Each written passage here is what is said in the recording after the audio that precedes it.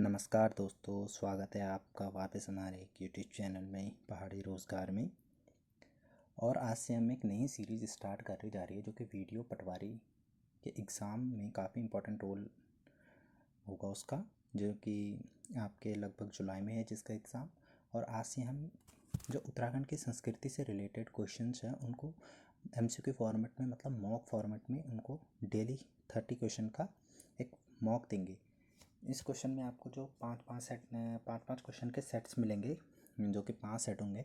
इसमें आपको फूड होगा, जैसे 5 क्वेश्चन फूड के होंगे, 5 क्वेश्चन जो उत्तराखंड के मंदिर होंगे, 5 क्वेश्चन उनके मेले होंगे, 5 क्वेश्चन जो उत्तराखंड के भाषाओं से रिलेटेड होंगे, और 5 क्वेश्चन मिक्स क्वेश्चन होंगे जो कि बोनस टाइप के होंगे कि उनमें सब क्वेश्चन में से। तो टोटल 30 क्वेश्चन होंगे। ये 30 क्वेश्चन आपको अपनी जो तैयारी होगी, जितनी भी तैयारी करेंगे आप, उसमें बूस्ट देंगे कि आपको आ रहा है या नहीं आ रहा है। आप दिन भर पढ़ रहे हैं और लास्ट में आपको इजी क्वेश्चन नहीं आ रहे हैं, ऐसे क्वेश्चन नहीं है। मैंने ले रखे जो कि काफ़ी टफ है, मतलब इजी टू मॉडरेट वाले क्वेश्चन हैं जिनमें कि बच्चे पेपर में काफ़ी गलतियाँ करती है और हर मेरिट इन पे ही रुकती है। कोई टफ क्वेश्चन तो आ गया, किसी को तो आ गया, बट जो ईजी क्वेश्चन है वो गलत कर दिया तो आप मेरिट से आउट होंगे। तो आज से हम इसी दिक्कत को, जो परेशानी होती है बच्चों को कि इजी क्वेश्चन मिलते नहीं है, बस ये सोचता है कि अभी हमें आता है, बट ऑप्शन आते हैं जैसे सेम टू सेम, तो कर नहीं पाते हैं।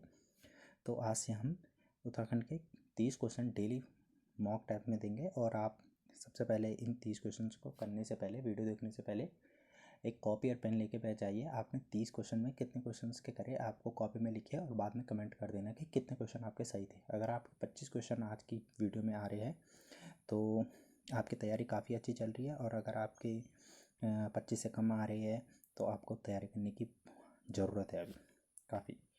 तो चलिए शुरू करते हैं आज के पहले क्वेश्चन से। जो पहला क्वेश्चन है कि उत्तराखंड का कौन सा व्यंजन काले चने की दाल से बनाया जाता है।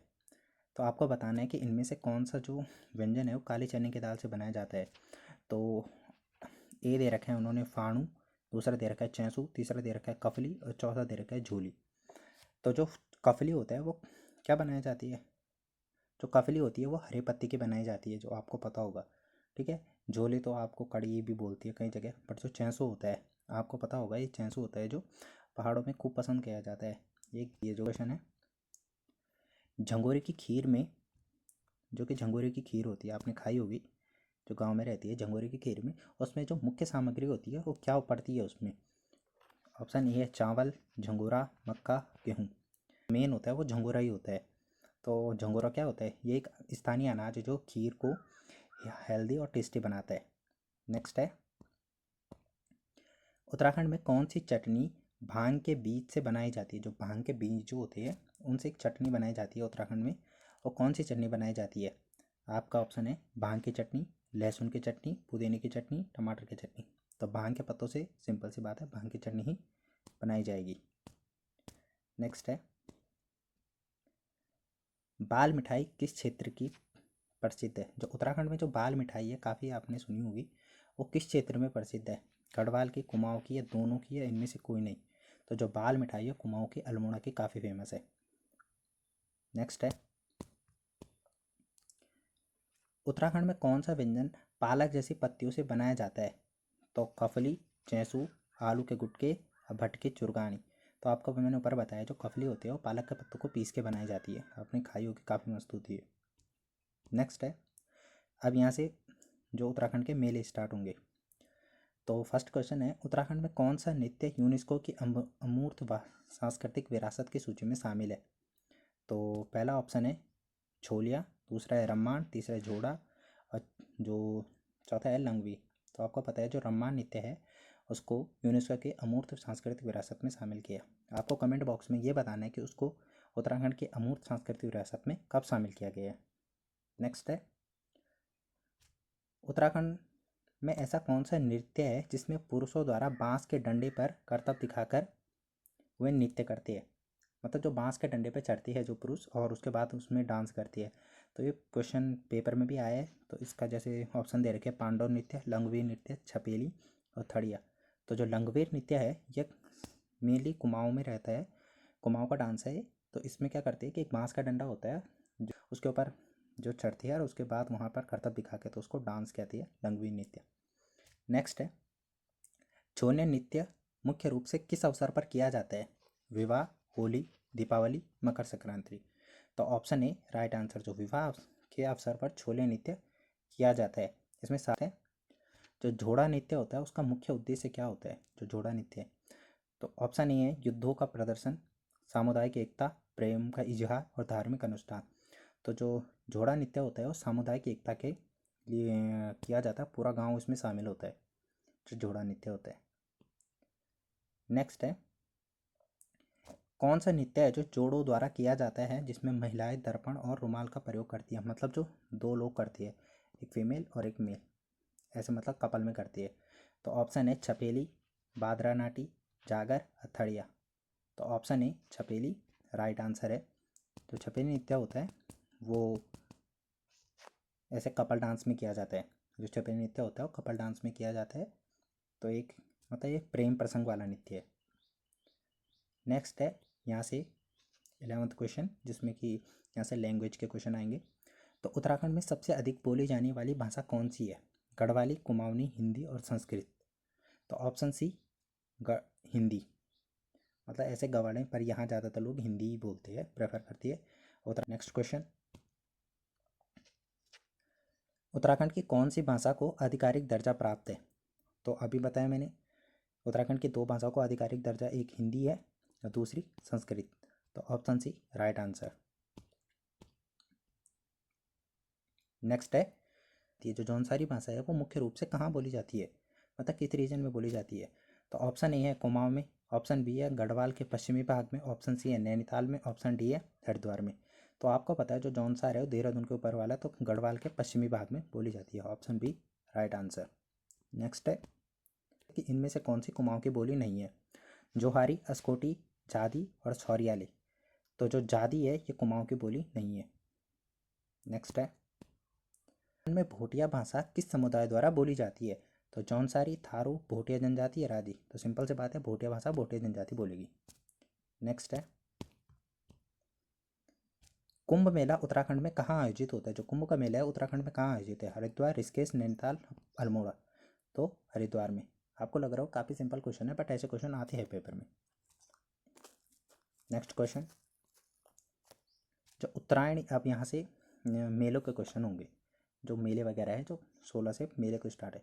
तो उत्तरायणी मेला किस त्यौहार के साथ मनाया जाता है? जो उत्तरायणी मेला हो किस त्यौहार? नंबर 1 है होली, बी है मकर संक्रांति, सी है दीपावली, डी है बसंत पंचमी। तो जो उत्तरायणी मेला होता है वो मकर संक्रांति के साथ मनाया जाता है, और ये बागेश्वर का मेला है, ज़्यादा बागेश्वर में काफ़ी धूमधाम के साथ मनाया जाता है। नेक्स्ट क्वेश्चन है, नंदा देवी मेला कहाँ सबसे प्रसिद्ध है? तो नंदा देवी कहाँ का है? ऑप्शन है अल्मोड़ा, पिथौरागढ़, चमोली, देहरादून। तो जो नंदा देवी है, अल्मोड़ा की नंदा देवी काफ़ी फेमस है, तो वहाँ का मेला बहुत फेमस है। नेक्स्ट क्वेश्चन है, विश्व मेला किस जनजाति द्वारा मनाया जाता है? तो ऑप्शन दे रखे आपने आपके पास, थारू है, भोटिया है, जौनसारी है और राजी है। तो ऑप्शन, जो जौनसारी जनजाति है उनका जो नव वर्ष का त्यौहार है जिसको न्यू ईयर कहती है वही है विश्व मेला।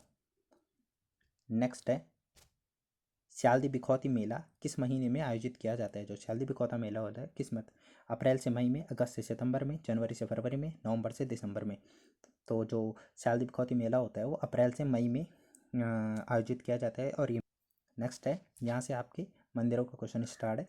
नेक्स्ट है, उत्तराखंड में 4 धाम में कौन सा मंदिर, जो उत्तराखंड के 4 धाम है उनमें से कौन सा मंदिर शामिल नहीं है इनमें से? फर्स्ट है बद्रीनाथ, केदारनाथ, तुंगनाथ और गंगोत्री। जो तुंगनाथ है, ऑप्शन सी, वो जो 4 धाम है उनमें शामिल नहीं है। नेक्स्ट है,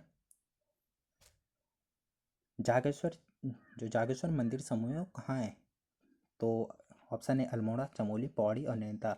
तो जो जागेश्वर मंदिर समूह है ये अल्मोड़ा में है। यहाँ 100 से ज़्यादा छोटे बड़े मंदिरों का समूह है। नेक्स्ट क्वेश्चन है, कौन सा मंदिर भगवान शिव को समर्पित है और पंच केदार में से एक है? मतलब 5 केदारों में एक भी है वो, और शिव का मंदिर है। तो ऑप्शन है मदमहेश्वर, बी बैजनाथ, सी चंद्रबंदी और डी नीलकंठ। तो इनमें से एक ही दिख रहा है जो पंच केदार में है, वो है मदमहेश्वर। नेक्स्ट क्वेश्चन है, जो बागनाथ मंदिर है किस नदी के किनारे पर स्थित है? गंगा, सरयू, अलकनंदा और चमोली। तो जो बागनाथ मंदिर है वो बागेश्वर में है और वो सरयू नदी के किनारे स्थित है। तो option B right answer. Next है, कौन सा मंदिर देवभूमि का सबसे ऊंचा मंदिर माना गया है? देवभूमि मतलब उत्तराखंड का सबसे ऊंचा मंदिर माना गया है। काफ़ी बच्चे ऐसे ट्रिकी क्वेश्चन आते हैं, मतलब उनमें लैंग्वेज घुमा देते हैं तो बच्चे कंफ्यूज हो जाते हैं। देवभूमि उत्तराखंड को ही बोलती है, तो उनमें पूछ रखा है कि उत्तराखंड का सबसे ऊंचा मंदिर। तो उत्तराखंड का सबसे ऊंचा मंदिर कौन सा है? तो ऑप्शन है तुंगनाथ, नेक्स्ट है बद्रीनाथ, फिर केदारनाथ, फिर डी यमुनोत्री। तो जो आपको पता है तुंगनाथ मंदिर है वो सबसे ऊंचाई पर है, वो लगभग 3680 मीटर ऊंचाई पर स्थित है। नेक्स्ट है जो हरेला त्यौहार है वो किससे संबंधित है? एक है फसल कटाई से, नृत्य से, मंदिर पूजा से, भाषा। तो आपको पता है हरेला से हरा, तो मतलब वो फसल कटाई से प्रकृति। नेक्स्ट है जो फूलदोई है, मतलब जो फूलदेई त्यौहार होता है उसमें बच्चे करते क्या है? नृत्य करते हैं, फूलों से मतलब फूलों से घर सजाती है, सी है मिठाई बांटती है, और डी है गीत गाती है। तो जो फूलदेई है फूल से ही सिंपल नाम हो रहा है, तो फूलों से घर सजाती है। नेक्स्ट है पांडव नृत्य किस महाकाव्य से प्रेरित है? मतलब किस महाकाव्य में पांडव नृत्य है? ये रामायण, महाभारत, भगवत गीता या पुराण। तो जो पांडव नृत्य है वो महाभारत से संबंधित है, जिसमें पांडवों की जीवनी को बताया गया है। नेक्स्ट है उत्तराखंड का कौन सा मेला जो उत्तराखंड का कौन सा मेला व्यापार के लिए प्रसिद्ध है? गौचर मेला, नंदा देवी मेला, उत्तरायणी मेला, कांवड़ मेला। तो जो गौचर मेला है वो गोपेश्वर में लगता है, और आपको कमेंट बॉक्स में बताना है कि जो गोपेश्वर का ये गौचर मेला है इसकी शुरुआत कब से हुई थी। नेक्स्ट क्वेश्चन है केदारनाथ मंदिर किस नदी के किनारे स्थित है? ऑप्शन ए है भागीरथी, मंदाकिनी, अलकनंदा और यमुना। तो जो केदारनाथ मंदिर है वो मंदाकिनी नदी के किनारे स्थित है, आप सभी को पता है, जिसमें कि बाढ़ भी आई थी एक बार, काफ़ी तबाही हुई थी। और ये लास्ट क्वेश्चन है। और आपने इन 30 क्वेश्चन में कितने क्वेश्चन आपको आए, कितने क्वेश्चन में आप कंफ्यूज हुए, आपको खुद को एनालिसिस करना है कि आपने कितने क्वेश्चन में आपको कंफ्यूज हुए। मतलब ऑप्शन देख के करने हैं, अगर आपको ऑप्शन देख के कर रहे हो क्वेश्चन को, आपको मतलब थोड़ा उस टॉपिक में काफ़ी डिटेल नहीं है इतनी। अगर आप बिना ऑप्शन के उसका आंसर आता है तो आपको काफ़ी डिटेल है और काफ़ी अच्छी प्रोग्रेस है आपकी। तो अपना स्कोर कमेंट में बताएं, और कैसी लगी ये वीडियो ज़रूर हमें बताएं, और आगे की ये चैनल को ज़रूर सब्सक्राइब करें। Thank you. जय हिंद, जय उत्तराखंड।